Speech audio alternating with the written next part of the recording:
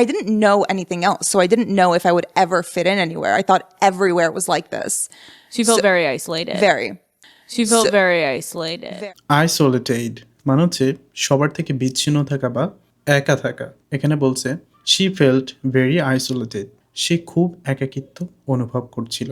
Disgusting. It was so bad. Cockroach infested. It was the worst times of my entire life. Cockroach infested. It was cockroach infested মানে হচ্ছে এমন একটি জায়গা যেটা তেলাপোকা দিয়ে ভরা বা তেলাপোকের উপদ্রবে সেখানে থাকা যায় না। Example 1, the kitchen was cockroach infested, রান্নাঘরটি একদম তেলাপোকায় ভর্তি ছিল। এক্সাম্পল 2, I left that cockroach infested room, আমি সেই তেলাপোকা উপদ্রুত রুমটি ছেড়ে দিয়েছি।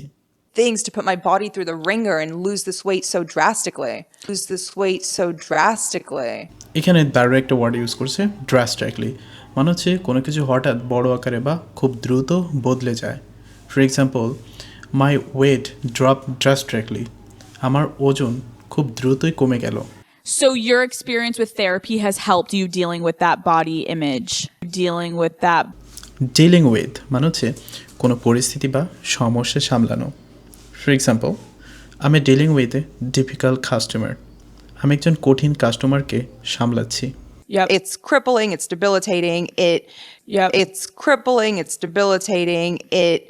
ইটস ক্রিপলিং মানে হচ্ছে এটা এতই ভয়াবহ যে কাউকে অচল বা পঙ্গু করে দেয়। For example, the fear of failure is crippling him, ব্যর্থতার ভয় তাকে অচল করে দিচ্ছে। ইটস ডেবিলাইটেটিং মানে হচ্ছে এমন কোনো কিছু যে কাউকে অত্যন্ত দুর্বল করে দেয় বা অক্ষম করে দেয়।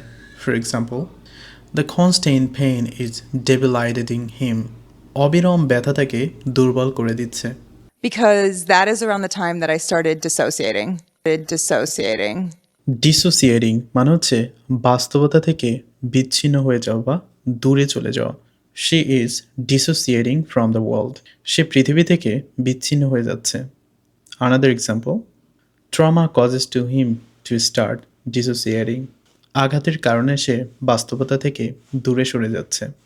And just compartmentalizing everything.